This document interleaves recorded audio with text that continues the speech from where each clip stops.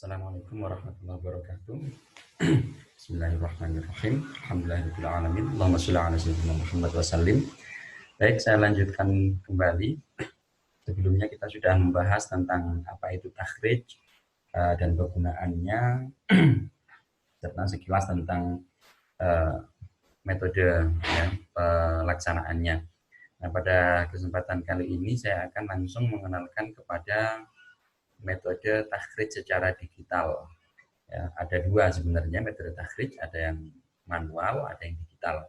Yang manual ini sudah banyak ditinggalkan oleh kita karena memang butuh tenaga ekstra, butuh alat yang lebih banyak ya, karena alatnya ya hanya buku sebenarnya, cuma bukunya banyak dan tebal-tebal dan harus ke perpustakaan. Jarang orang yang punya untuk koleksi pribadi. Nah, sementara saat ini di hadapan kita sudah ada aplikasi yang jauh lebih memudahkan, lebih simpel, lebih praktis. Meskipun ada kitab-kitab PDF yang bisa kita pakai untuk melakukan takhrij manual, tetapi biasanya orang sekarang lebih suka untuk melakukan takhrij itu tidak secara manual. Ya, alasannya adalah alasan kepraktisan dan efisiensi waktu, juga kemudahan tentunya. Yang kedua, metode digital juga ada dua caranya, yaitu satu digital offline, ya, luring, yaitu menggunakan aplikasi-aplikasi hadis seperti ini, dan yang kedua adalah media-media digital yang basisnya adalah online atau daring. Nah, ini biasanya ya menggunakan menggunakan laman-laman ya, halaman-halaman online yang bisa diakses ya secara online, misalnya seperti ada punya Jawamiul Kalim, ada kemudian punya Islam Web dan lain sebagainya. Ada yang melalui Telegram, ya, aplikasi Telegram yang secara online, ada juga yang memang basisnya adalah website. Jadi ada banyak sekali nanti aplikasi yang bisa dipakai ya, untuk melakukan takhrij secara daring. Namun yang lebih penting dari itu semua adalah aplikasi-aplikasi baik itu online maupun offline yang digunakan untuk takhrij itu hanyalah aplikasi tentang cara untuk menemukan sebuah hadis. Hadis itu ada atau tidak. Itu hanya mesin pencari, search engine, mesin pencari. Jadi tidak boleh dijadikan sebagai dasar, ya, hanya sebagai direktori saja, sebagai penunjuk, indeks, ya, kamus, gitu, bahwa hadis ini ada di kitab misalnya Sunan Abu Dawud. Maka yang lebih penting dari itu, yang paling penting dari itu adalah apa? Yaitu kita merujuk langsung ke kitab Abu Dawud.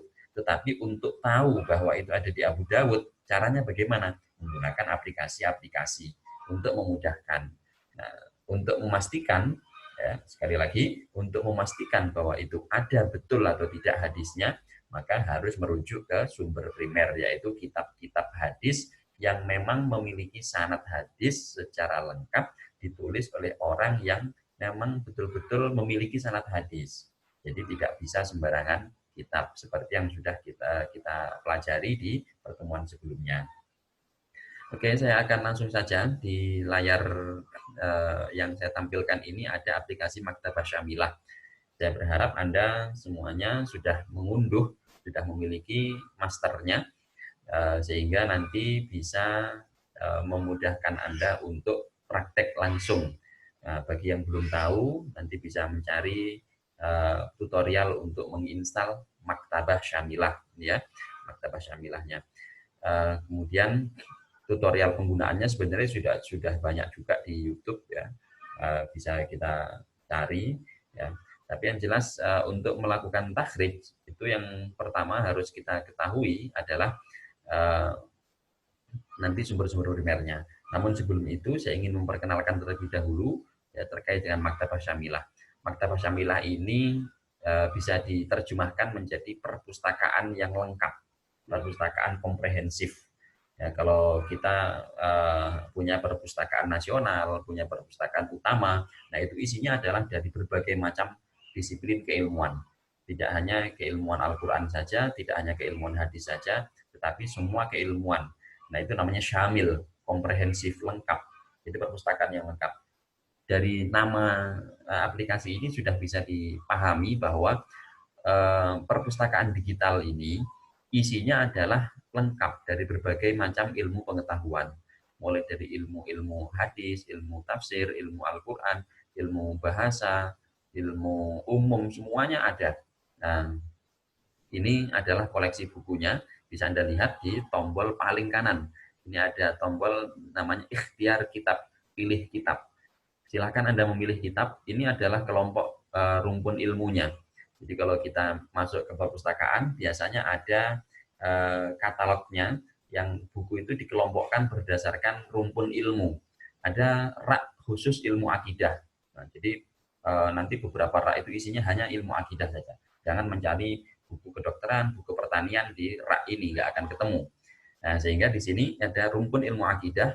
Kalau Anda klik bagian plusnya ini akan muncul daftar kitab yang tersedia di sini. Nah, ini ada entah berapa ratus kitabnya. Ini semua adalah kitab akidah. Nah, ini ada ratusan, satu rumpun ilmu, satu fan, ya, namanya satu cabang ilmu ini ada ratusan kitab biasanya. Bisa ditambah.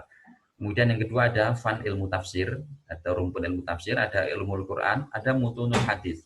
Mutunul hadis inilah nanti yang paling banyak kita butuhkan untuk kegiatan takhrij hadis. Nah, ini ada juga ratusan kitab hadis. Nah, ini cukup banyak sehingga sangat memadai untuk melakukan takhrij secara digital. Kemudian ada ajza hadithiyah, ini juzuk. Ini biasanya kitab-kitab hadis yang memuat tentang satu tema tertentu. Misalnya hadis-hadis pernikahan, itu satu terkumpul dalam satu kitab. Ada hadis-hadis tentang sholat, hadis-hadis tentang zakat, al-amwal, hadis-hadis tentang masalah harta. Nah, misalnya ini semua terkumpul dalam satu kitab. Nah, ini satu rumpun sendiri. Ini juga bisa kita pakai untuk kegiatan takhrij. Jumlahnya juga ratusan. Nah, yang perlu Anda ingat adalah sumber primer itu adalah sumber hadis, kitab hadis yang ditulis oleh para ulama ya pada kisaran abad ya sebelum abad ke 5 Hijriah. Nah, sehingga nanti Anda perlu untuk mengetahui penulisnya, kapan penulisnya ini hidup. Kemudian di sini juga ada makhtutat hadisiyah. Makhtutat itu manuskrip, manuskrip hadis. Manuskrip hadis. Nah, di sini namanya manuskrip itu berarti belum diterbitkan. Sehingga ini kitab sangat bagus, sangat tua, tetapi kita harus tahu bahwa manuskrip itu belum diedit sehingga kemungkinan ada kesalahan itu belum bisa dideteksi, ya, belum bisa dipastikan. Maka ini boleh dipakai untuk mencari hadis, tetapi jangan dipakai sebagai dasar untuk memastikan apakah hadisnya ini benar atau tidak. Itu makhtutat. Karena apa? Masih berupa tulisan tangan, belum diedit. Mungkin penulisnya bermaksud benar menulis, tetapi ketika saat menulis itu boleh jadi keliru atau karena saking tuanya usia manuskrip tulisan manual itu ya, kemudian dimakan usia ya, tulisannya sudah bolong-bolong, banyak yang hilang, belum dipastikan ke redaksi yang benar seperti apa. Nah, ini makanya sulit untuk dijadikan sebagai patokan. Saya langsung ke ada syuruhul hadis. Ini syarah-syarah hadis. Biasanya isinya ya penjelasan tentang apa yang ada di matan hadis ini. Jadi di rumpun mutunul hadis, kemudian disyarahi, dijelaskan dengan syuruhul hadis.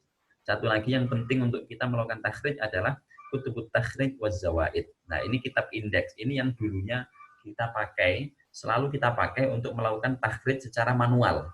Nah, ini kitabnya di sini. Ya, ada Mu'jamu Fahros, ada Mausu'atul Atrof dan lain sebagainya. Ini semua adalah kitab-kitab manual, ya, tapi bisa kita pakai sekarang. Cuma kalau kita melakukan takhrij secara digital masih menggunakan ini, itu kerjanya tetap 2 kali. Jadi yang enak nanti langsung menggunakan mutunul hadis yang ini.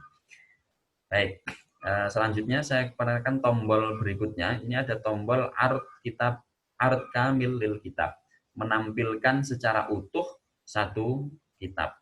Nah, kita lihat contohnya, misalnya ini biasanya kitabnya harus terbuka. Ini sama dengan membuka satu kitab. Ini aplikasi untuk membuka kitab, kita membaca. Oke, ada beberapa tombol di sini, tapi saya ingin langsung lompat ke bagian ini, yang gambar teropong, namanya tombol bahas. Tombol bahas ini adalah tombol untuk pencarian. Nah, disinilah kita melakukan takhrij hadis. Yang paling penting untuk melakukan takhrij hadis itu apa? Anda punya modal. Modalnya apa? Modalnya adalah minimal satu potongan kata, satu potong kata atau kalimat dalam hadis. Semakin pendek kata kunci yang Anda masukkan, semakin besar peluang untuk menemukan hadisnya. Ya, dan semakin banyak hasilnya. Tapi semakin panjang kalimat yang Anda masukkan sebagai kata kuncinya, maka peluang untuk menemukan hadisnya biasanya semakin kecil. Jumlah data yang ditemukan pun semakin kecil peluangnya. Nah, sehingga Anda harus betul-betul memastikan kata kuncinya nanti apa. Oke, dan yang paling penting adalah Anda harus menggunakan bahasa Arab tentunya, tidak bisa menggunakan bahasa Indonesia. Kecuali nanti kalau Anda melakukan takhrij secara online. Sekarang sudah banyak aplikasi online, halaman-halaman takhrij online yang menyediakan fitur atau menu takhrij secara online menggunakan kata kunci berbahasa Indonesia. Nah, ini menarik nanti. Oke, kita lihat ya, tombol bahasnya.